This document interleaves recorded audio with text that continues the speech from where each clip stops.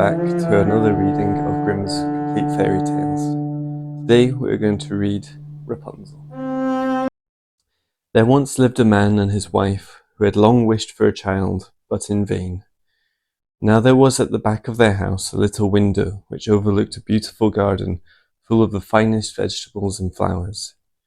But there was a high wall all around it, and no one ventured into it, for it belonged to a witch of great might, of whom all the world was afraid. One day when the wife was standing at the window and looking into the garden, she saw a bed filled with the finest rampion, and it looked so fresh and green that she began to wish for some, and at length she longed for it greatly.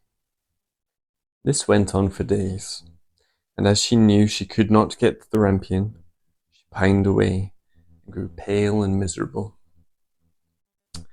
Then the man was uneasy and asked, "What is the matter, dear wife?"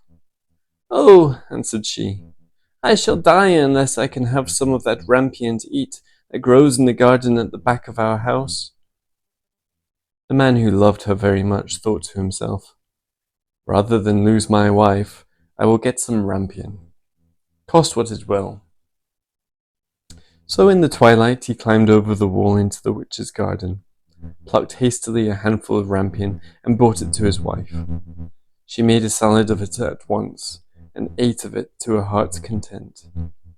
But she liked it so much, and it tasted so good, that the next day she longed for it thrice, as much as she had done before. If she was to have any rest, the man must climb over the wall once more. So he went in the twilight again, and as he was climbing back, he saw, all at once, the witch standing before him, and was terribly frightened as she cried with angry eyes, "How dare you climb over into my garden like a thief, and steal my rampion? It shall be the worse for you."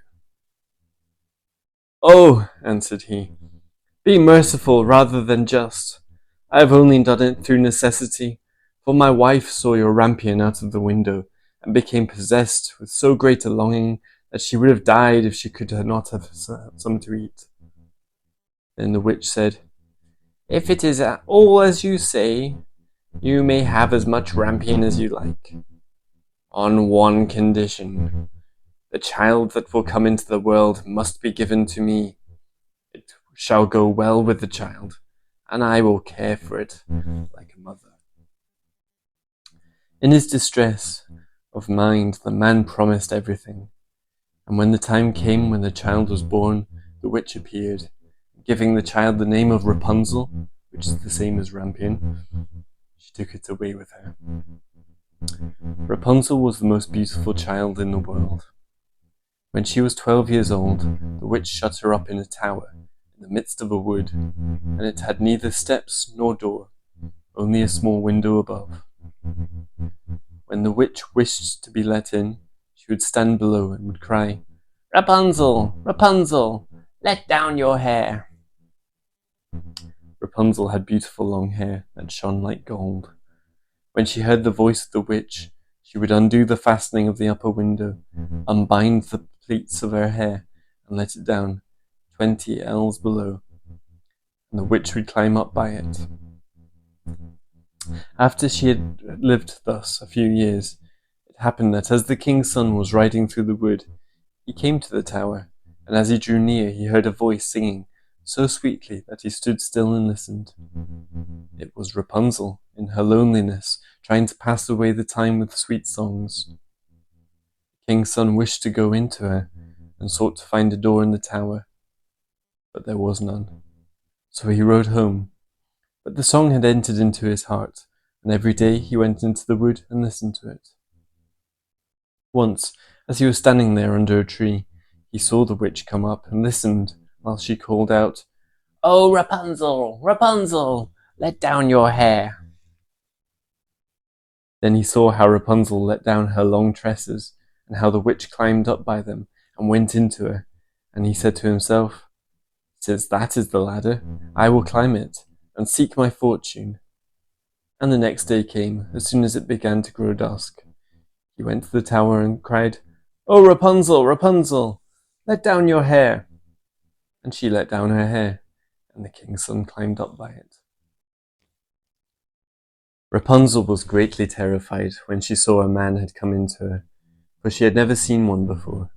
But the king's son began speaking so kindly to her and told her how her singing had entered into his heart, so that he could have no peace until he had seen her himself.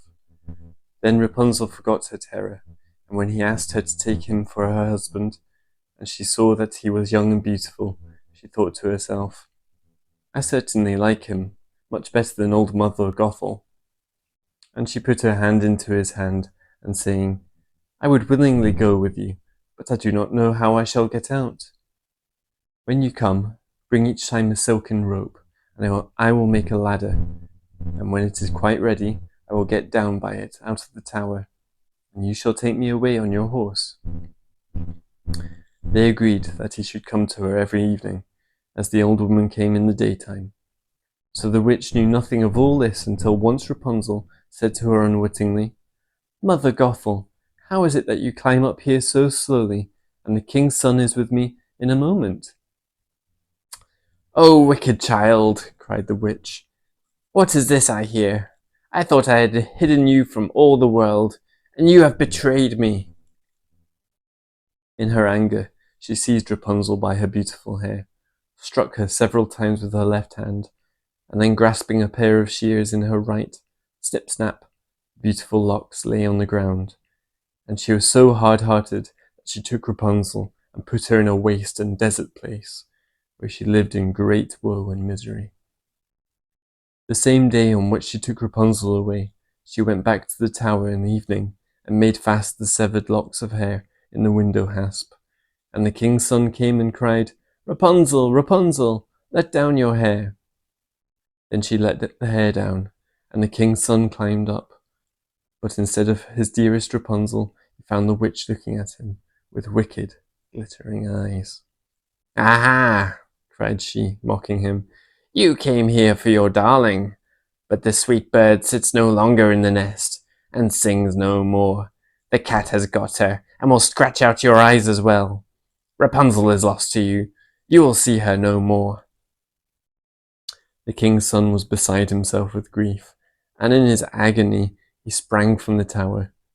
He escaped with life, but the thorns on which he fell put out his eyes. Then he wandered blind through the wood, eating nothing but roots and berries, doing nothing but lament and weep for the loss of his dearest wife.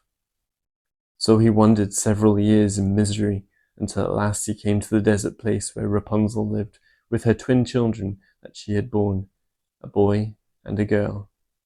At first he heard a voice that he thought he knew, and when he reached the place from which it seemed to come, Rapunzel knew him, and fell on his neck and wept, and when her tears touched his eyes they became clear again, and he could see with them as well as ever.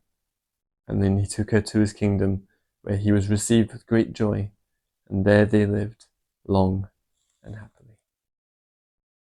I hope you enjoyed that reading, and if you'd like to hear more, please like and subscribe, and suggest down below any other bookies.